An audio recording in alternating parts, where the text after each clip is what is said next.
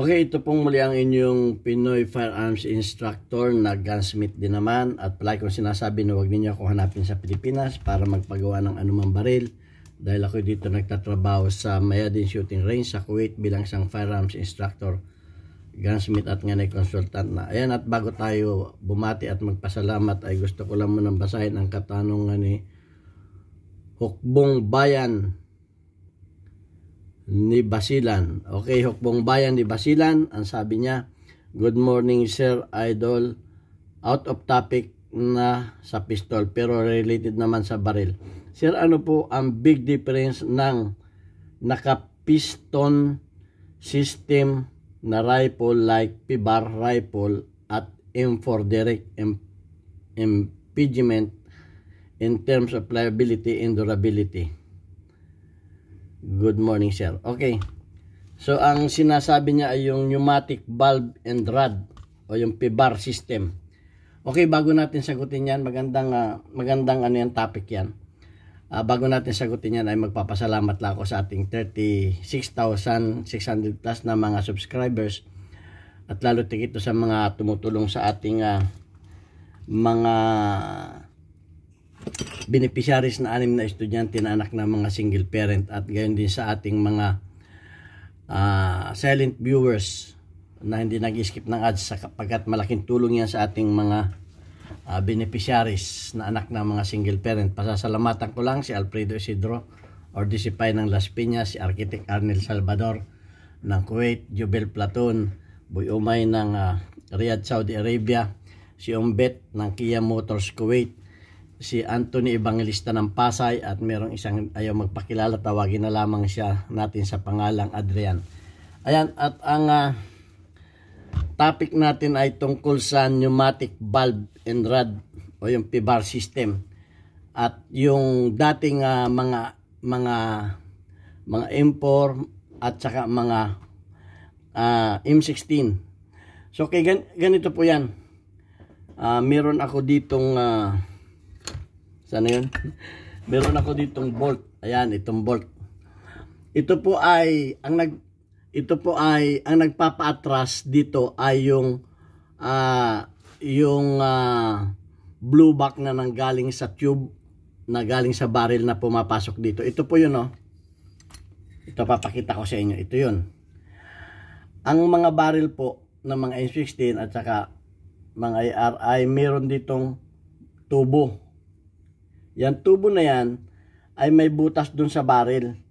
Kaya pag pumutok, yung pressure na gas ay pumapasok dito sa loob ng barrel, sa loob ng pipe na ito, at dito yan dumidiretso.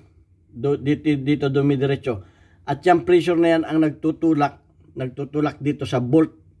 Dahil ito ay nakalak ito. Kinakailangan yan ay mag-unlock. Kailangan ito ay umikot ng konti. Hindi dito manggagaling. Hindi manggagaling ang blue back dito. Dahil nga ito yung nakalak. Dahil kung ito hindi nakalak, ay baka ito yung tumilapon at tumama sa ating katawan ito. Kaya ito yung nakalak. So kinakailangan yung lock na yan, ito ay ma-disengage sa pag-atras nitong bolt na to. Ayan o. Kaya ito ay umiikot ito ng konti. Ayan o. Nakalak yan, may parang gear yan dyan. So, yan ang sistema niyan. So yung pressure na yon ay pumupunta dito. Ito yung tubo na yun, papakita ko sa inyo. Ito yung tubo na yun, oh. Sana maliwanag. Ito yung tubo na yun. Maliwanag ba? Ilawan natin. Ayan. Ito yung may tubo kayong makikita dito. Na yan ay ito ay nakasuot doon sa tubo na yun. Okay? Nakasuot yan doon. Nakasuot doon yan.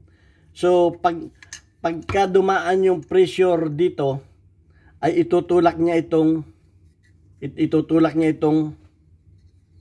bolt patras.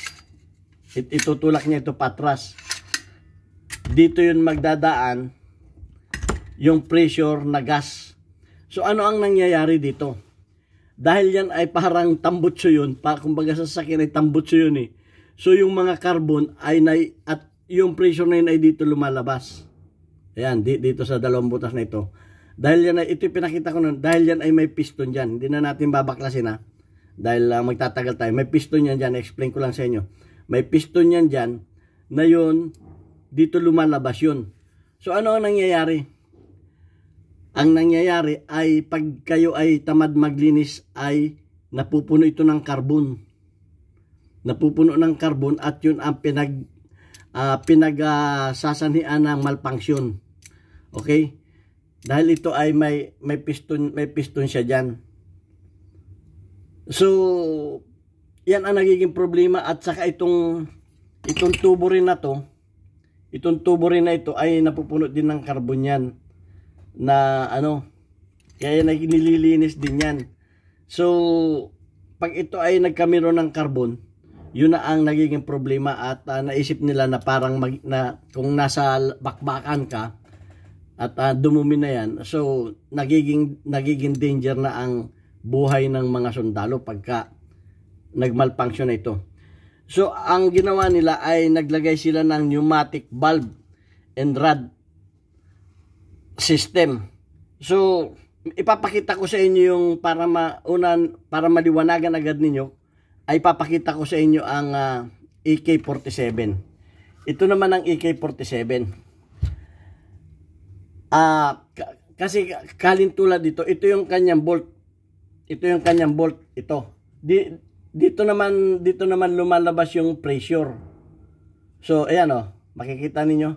Dito naman lumalabas yung pressure niyan at itinutulak niya itong kanyang bolt. So walang nakakarating na gas o carbon dito sa loob ng kanyang baril. Dahil nga dito pa lang sumisingaw na. Sumisingaw na dito pa lang kasi nakaganyan yan. Paglabas dito nung pagpasok dito ng pressure. Yep. Binigyan na sa'yo? Oo, ayan.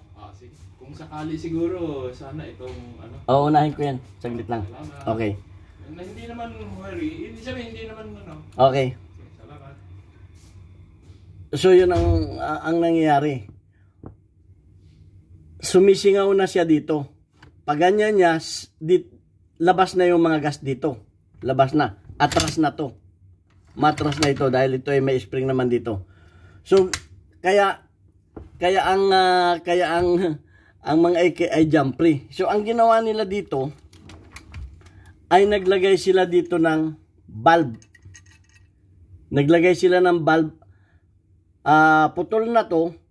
Pagkatapos ay parang ganito na rin na yung may rad na rin ang tumutulak. Rad na rin ang tumutulak dito. Binago nila itong system na to. Putol na ito at may rad na dito na parang sa AK. Parang ganun. At yung gas ay dito na sumisingaw. Dito na sa parte na ito. Wala tayong ganung baril ngayon kaya ini-explain ko na lang sa inyo. Wala tayong may pneumatic valve and rod. Mga ganyan P-bar system na yan. Ganun ang nangyari. So parang AK na rin. Dito na ngayon yung valve. At ito ay rod na ito. Rod. Hindi na nakakarating yung gas sa loob na nagiging carbon. So makikita ninyo ito, puro carbon na oh. Ito nagiging carbon na yan. Kaya yan ang problema dyan. So yun ang explanation dyan. Naglagay sila dito ng valve and rod ang inilagay na nila. Putol na dito. Valve dito at rod na. Kaya tinawag na pneumatic valve and rod. Oh, yung system na. Parang ganito na rin nga. Parang ganito na rin. Andi dito yung valve, ito na yung rod, at yan na ang tutulak sa bolt. Ito na yung bolt. So, kaya naisip yan ay para nga maiwasan yung jam na pagkakaroon ng maraming carbon dito sa loob. Pagkakaroon ng maraming carbon dito na nakakarating dito siya. At ang isa pa ay yung piston niya dito yung piston niya dito ay may piston yan at may piston rin yan, din yan dyan, ay nasisira dahil ng carbon. So ang magtutulak na dito ay rad na. Dahil pinutol na sa gitna, rad na ang magtutulak dito patras. Hindi na yung pressure na, at yung gas ay dito na rin siya sisingaw. Dito na rin sa valve na sisingaw. Dito na. Dahil nga pagtulak ng rad, sisingaw na dito yung kanyang gas. So ayan, at sana naunawaan ninyo yung aking paliwanag. Kaya nagkamiron ako ng in-example ko itong EK. Yun ang tinatawag na pneumatic valve and rod system. Yun na ang mga bagong assault rifle ngayon na ginagamit ngayon ng mga sundalo.